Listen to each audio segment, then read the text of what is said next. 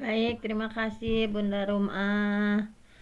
Alhamdulillah, alhamdulillahillazi arsala rasulahu bil huda wa dinil haq liyudhhirahu 'alad dini kullih wa kafa billahi syahida. Asyhadu an la ilaha illallah wahdahu la syarikalah wa asyhadu anna Muhammadan abduhu wa rasuluhu allazi la nabiyya ba'dah.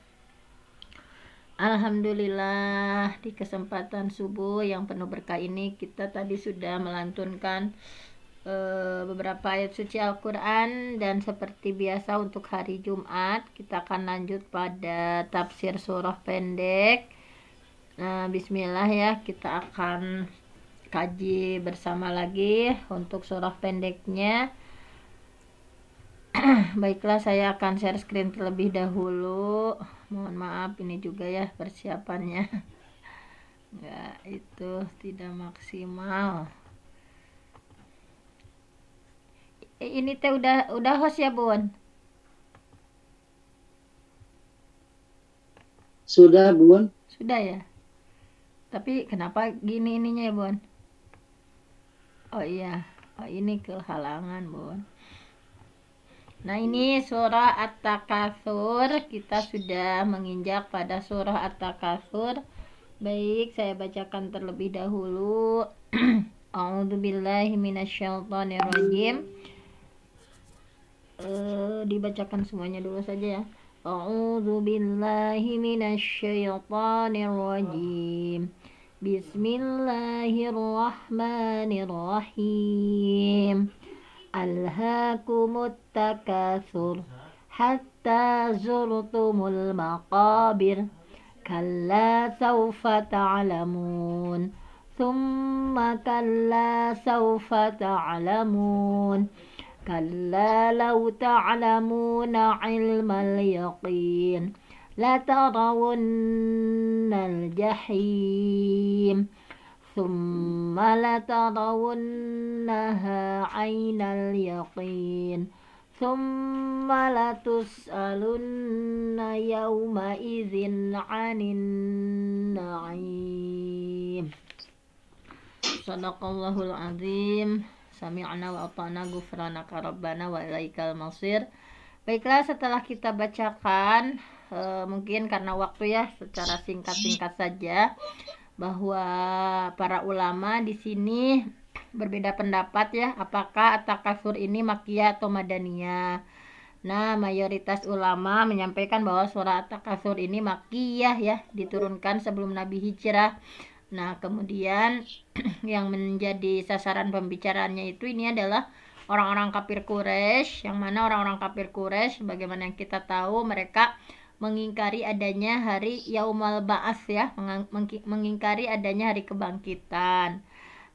Tetapi ada ulama lain yang berpendapat ya, surah At-Takatsur ini Madaniyah gitu ya, diturunkan setelah Nabi hijrah gitu ya ke kota Madinah. Nah, kenapa mereka berpendapat seperti itu? Karena sebab diturunkannya surah ini adalah ada dua kabilah ya, ada dua kabilah dari Ansor yang mereka saling berbangga-bangga atas apa yang ada pada diri mereka. Nah, sehingga mereka itu saling bertanya seperti ini ya, mereka saling bertanya, apakah kalian punya pahlawan yang segagah dan secekatan si ini misalnya. Jadi mereka berbangga-bangga mengenai tokoh di antara mereka. Mereka saling menyombongkan diri ya dengan adanya kedudukan, kekayaan ya di antara mereka yang masih hidup. Mereka juga saling mengajak untuk pergi ke kuburan ya, menyombongkan nih pahlawan saya, nah yang sudah gugur. Nah seperti itu. Nah, surah ini merupakan teguran pada orang-orang yang hidup bermegah-megahan ya, sehingga mereka lalai dalam beribadah. Nah, mereka saling bertanya, apakah kalian punya tokoh atau pahlawan yang sehebat, segagah ini, yang lebih cekatan ya dari si fulan ini. Nah, jadi ini asbabun nuzulnya seperti ini, mereka saling menyombongkan diri ya. Ini punya kedudukan ini, punya kekayaan hartanya seperti ini ya, di antara orang-orang yang masih hidup di antara mereka.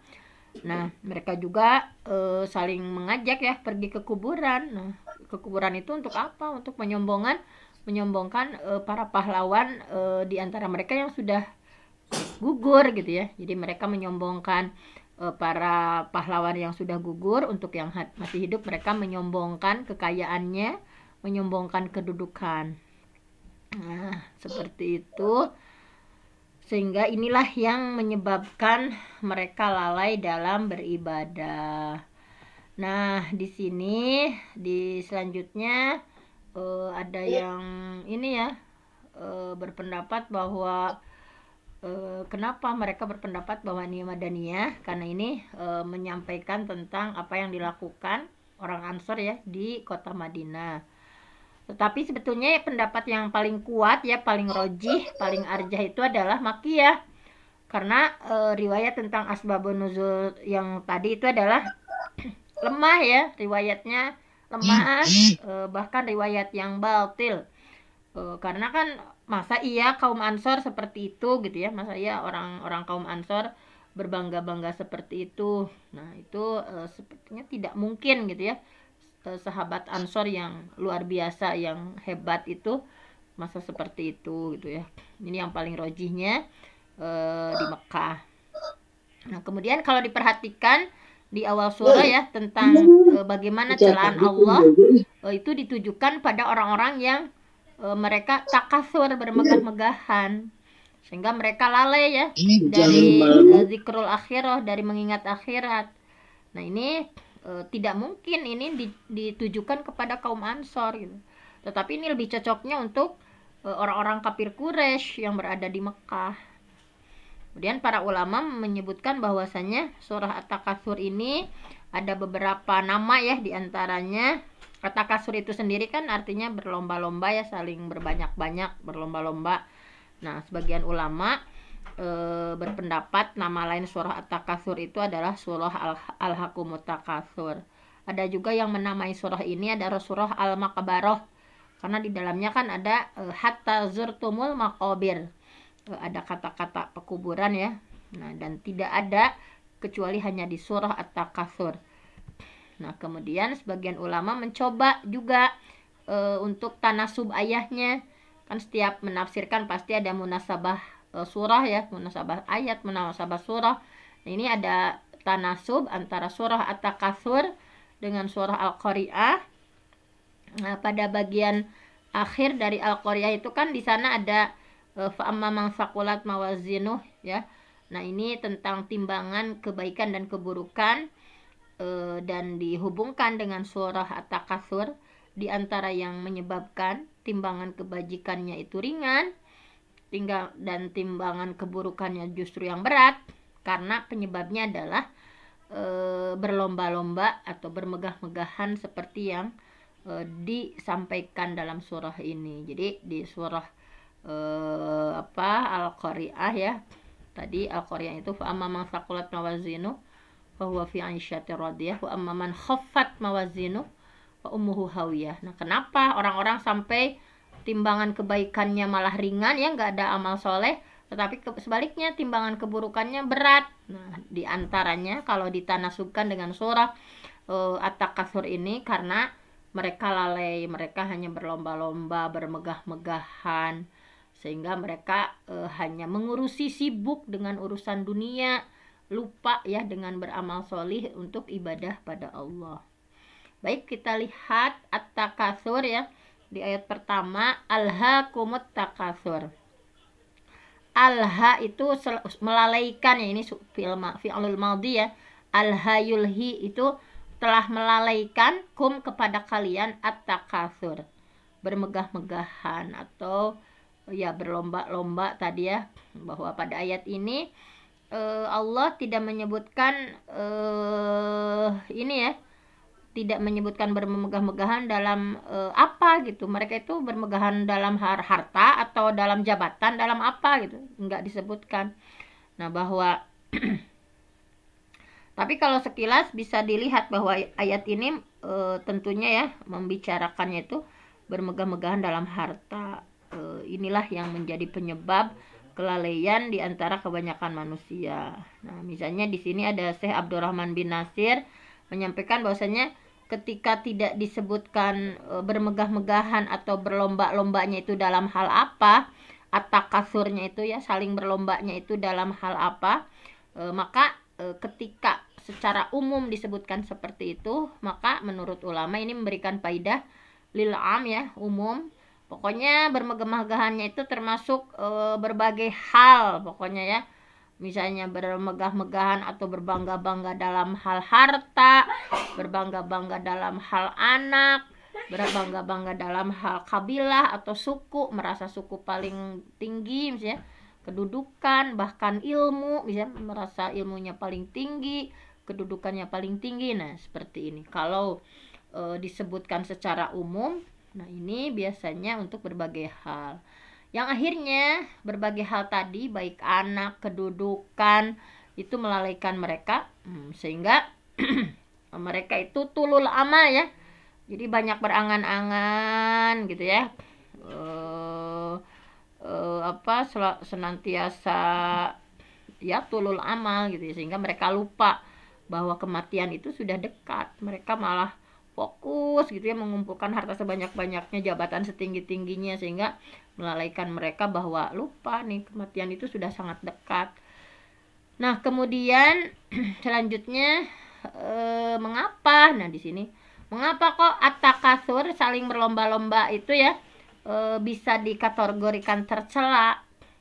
Memang pada dasarnya mencari harta itu wajar, manusiawi, bahkan Allah perintah gitu. Allah nggak pernah melarang misalnya seseorang mencari harta, apalagi untuk memenuhi kebutuhan nafkah istrinya, nafkah untuk anaknya. Namun di sini yang menjadi tercelanya itu at-takasur di sini jadi berlebihan gitu ya. Kalau dia sudah berhidup berkecukupan, nggak pernah puas gitu. Pokoknya punya mobil 1, pengen 2, pengen 3 gitu ya. Udah punya rumah seperti ini, pengen lebih mewah lagi. Nah, pokoknya seperti itu. Jadi inilah takasur yang akan terus menyibukkan gitu, membuat seseorang menjadi lalai gitu, bahkan mencelakakan dirinya gitu. Tetapi berbeda ya dengan mengumpulkan harta tetapi untuk tujuan akhirat. Kalau tadi kan nggak pernah puas-puasnya ya, punya rumah 1 pengen 10 gitu ya, punya mobil 2 pengen 7 gitu. Tapi itu untuk mengumpulkan keduniaan terus.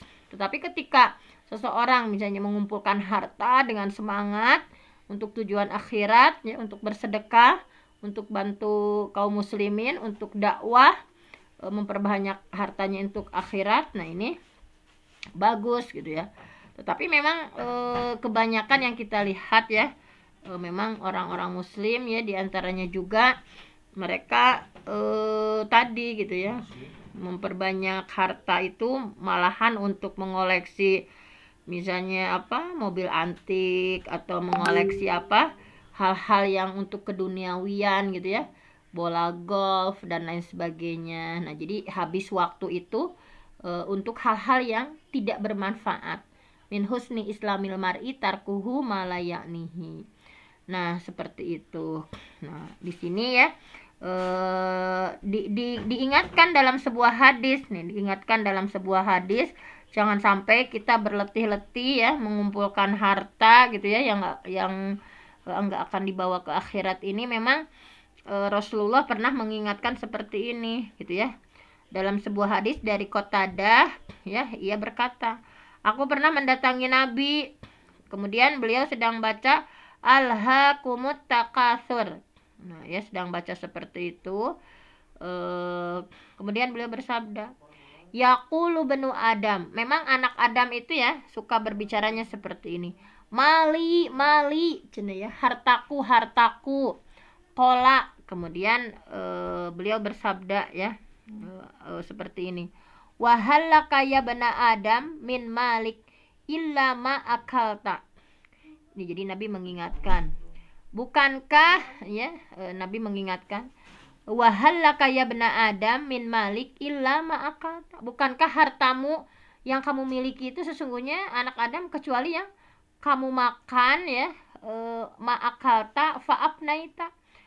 Jadi sesungguhnya harta manuku kamu dimakan cenanya, kemudian habis, kemudian aula bista, atau baju yang kamu pakai ya, fa'ablaita ya, kemudian baju yang kamu pakai, kemudian usang gitu ya, au tasaddaqta fa'amdaita, atau harta yang kamu sedekahkan, maka itulah yang tersisa di akhirat. Kenapa sih manusia teh mikirin teh harta harta harta, cek Nabi tanya, kan harta nu sesungguh nama dari hanya satu piring nu kamu makan ya, kemudian baju nu kamu pakai, kemudian usang. Nah, justru watasoddaqta fa'amdaita, justru harta yang kamu sedekahkan itulah yang nanti akan tersisa di akhirat gitu ya. Nabi mengingatkan seperti itu gitu ya, bahwa manusianya ngumpulkan miliaran triliunan gitu ya, sesungguhnya ya, ini yang dinikmati di dunia itu ya seperti ini kan, misalnya ketika punya 20 mobil tapi tetap eno dipakainya mas satu gitu ya, masing makanan banyak gitu, tetap yang dimakannya mas cuma sepiring gitu. Makanya Nabi mengingatkan di sini ya, bahwa yatba'ul mayyit salasah, yang mengikuti mayit sampai kubur itu ada 3 kata Nabi. Ditong mak teuing cenanya, yatba'ul mayyit salasah gitu. Yang mengikuti mayit sampai kubur itu hanya ada 3 perkara saja. Fayarji'u isnani, 2, fayarji'u isnani wa yabqa ma'ahu wahid. Nah, dari 3 nu ngajajabkeun ka kuburan teh 2 mah pulang ya, 2 itu akan pulang. Wa yabqa ma'ahu wahid, yang membersamai dia sampai itu mah hanya 1 gitu ya. Yatba'uhu ahluhu wa maluhu wa amaluhu, yang akan mengikuti sampai ke kuburan itu hanya keluarga, harta dan amal. Nah, yang kembali adalah keluarga dan harta. Fayarji'u, maka kembali, ahluhu keluarganya, wa maluhu juga hartanya juga ya, wa yabqa amaluhu. Nah, yang tersisa itu adalah yang membersamai terus di kubur itu adalah hanya amalnya. Nah, jadi Nabi mengingatkan seperti itu gitu ya. Hartanya akan ditinggalkan, kekayaan yang dia susah payah kumpulan akan ditinggalkan, istri dan anak-anak yang sangat dia cintai akan ditinggalkan. Satu-satunya yang akan menemaninya adalah amalannya ya. Harta yang selama ini dia sedekahkan, itulah harta yang benar-benar akan menjadi miliknya di akhirat. Nah, jadi seperti itu. Nah, di sini Nabi juga tadi ya, yang tadi kenapa kalian teh harta nu dipikirkan teh da harta nu sabener nama makannya nu dimakan, acuk nu dianggo teras usang, tadi yang tersisa itu adalah yang disedekahkan, yang akan dipetik nanti di yaumil akhir.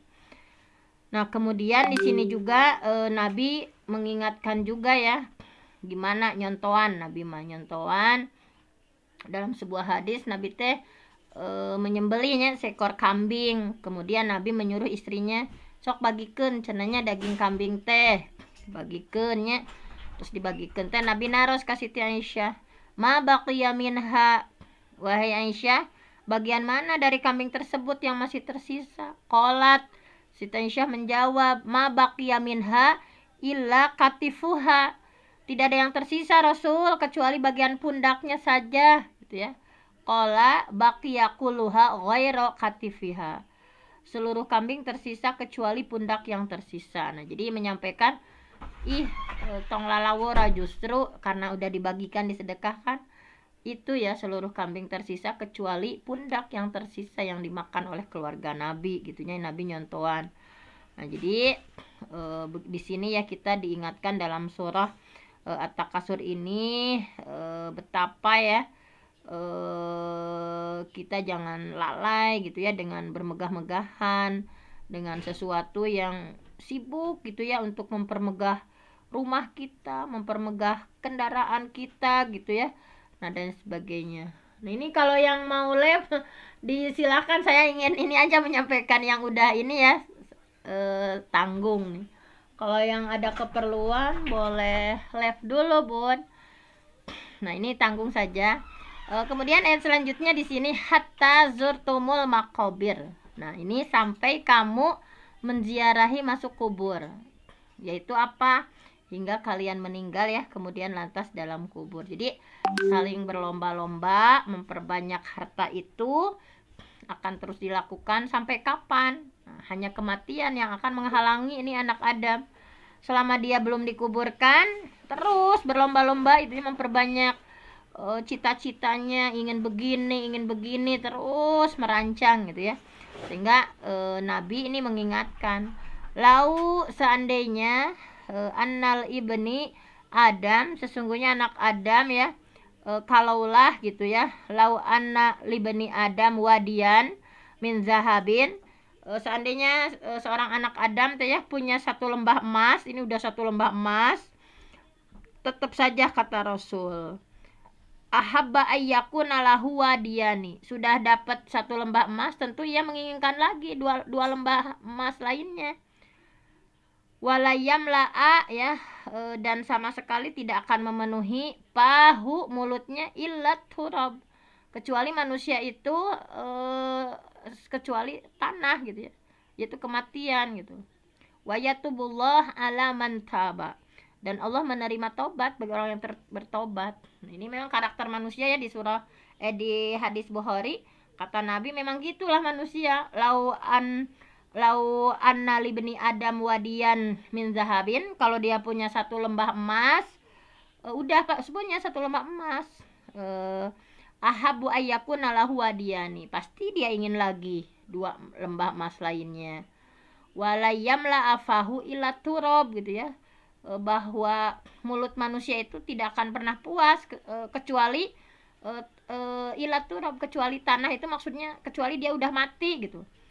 Nah, itulah tidak puas-puasnya manusia. Wa yatubullah ala man taba, dan Allah menerima tobat orang-orang yang tobat. Nah, ini pada ayat ini Allah mengungkapkan dengan kata hatta zurtumul maqabir, menziarahi kubur, ini adalah dalil bahwasanya alam barzakh itu hanya sementara gitu. Yang namanya ziarah ya, ziarah itu kan hanya beberapa waktu saja. Nah, setelah itu para penghuni kubur akan pulang ya ke tempat tinggalnya, hanya dua ya, ada yang ke surga, ada yang ke neraka.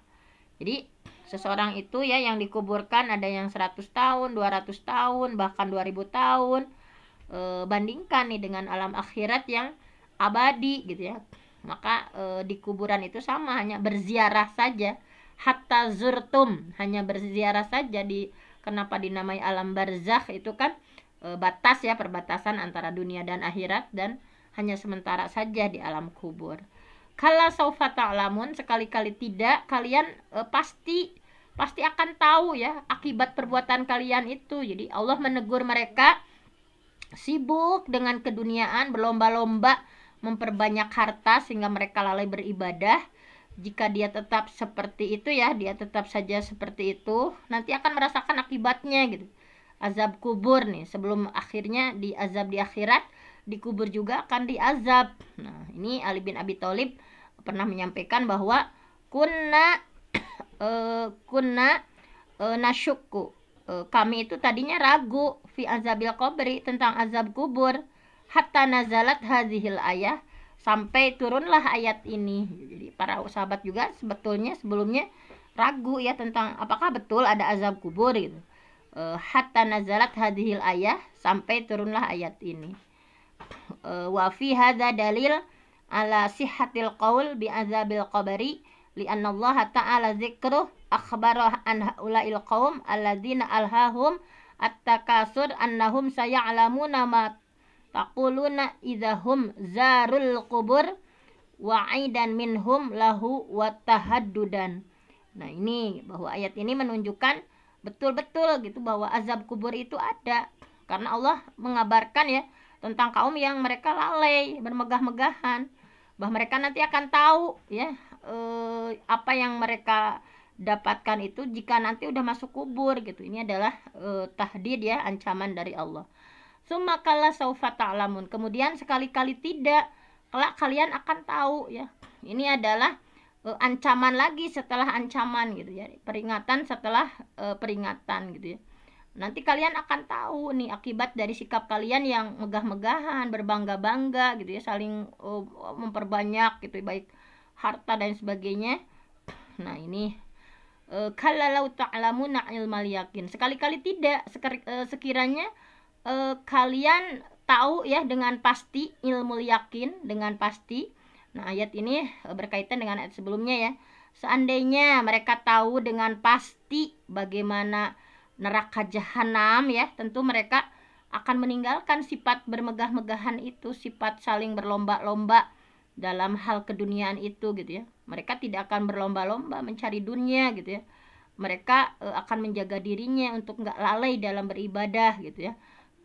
Latarawunnal jahim, niscaya kalian benar-benar akan melihat neraka jahim. Nah, ini adalah ancaman lainnya ya dalam tafsir Al-Qurtubi. Kalau ayat sebelumnya ancaman tentang azab kubur ya, sebagaimana penjelasan At-Tabari tadi, maka ayat ini berkaitan tentang ancaman nanti pada hari kiamat kelak akan dimasukkan ke dalam neraka jahim. Kan neraka jahim itu ya diantara nama neraka al-jahim. Kenapa dikatakan al-jahim? Karena an-narus syadidah at-ta'ajjuj, api yang sangat kuat gejolaknya gitu. Kenapa jahim? An-nar asy-syadidah at-ta'ajjuj. Nah, ini nama neraka itu jahanam. Kenapa jahanam? Karena begitu jauh kedalamannya gitu ya. Lazo itu nyala apinya luar biasa. Sa'ir, ini api yang dinyalakan. Sakor, panas ya, panasnya api. Al-hutamah, nerakanya itu menghancurkan, bisa melumat ya siapa saja yang memasukinya. Al-hawiyah, karena orang yang dilemparkan ke dalamnya itu dalam kondisi jatuh ya, dari atas ke bawah, dalam kondisi kepala di bawah, kakinya di atas. Jadi ini diantara nama-namanya ya. Tsumma latarawunnaha ainal yakin, kemudian kamu benar-benar akan melihat dengan mata kepala gitu ya. Tadi mah ilmu, nama ainal, matanya sendiri yang melihat. Bahwa keyakinan itu kan ada ilmu yakin, ainul yakin, ada hakul yakin. Kalau ilmu yakin mah seorang tahu ya dengan penuh keyakinan, namun hanya berita, dia belum pernah melihat secara langsung.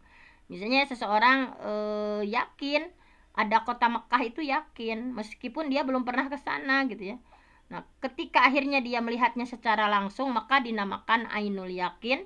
Dan ketika dia betul-betul bisa memegang, oh ini Ka'bah teh, maka dinamakan hakul yakin. Jadi itu tingkatannya ada ilmu yakin, ainul yakin, hakul yakin. Seseorang mendengar tentang berita ya adanya surga, dalil-dalil dan lain sebagainya, nanti akan melihat gitu ya. Nah, itu dengan ainul yakin di akhirat kelak akan betul-betul melihat dan akan yakin dengan penglihatannya ketika dia memang betul-betul sudah masuk ke surga, memeluk pada bidadarinya gitu, makan buahan dari surga, maka itu adalah hakul yakin. Mudah-mudahan kita termasuk ini ya yang mempunyai ilmu yakinnya, nanti merasakan juga langsung melihat ainal yakin, juga hakul yakin, kita bisa merasakan bahwa surga buah-buahannya begitu enak dan sebagainya. Nah, ini pada ayat ini Allah tidak menggunakan kata-katanya dengan hakul yakin, tetapi dengan ainal yakin ya. Sebagaimana ulama menyampaikan bahwa kenapa? Karena ayat ini berkaitan dengan manusia secara umum gitu ya.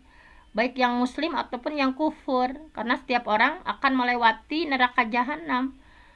Melewati aja gitu ya, yaitu yang melewati sirat yang terbentang di atas neraka jahanam.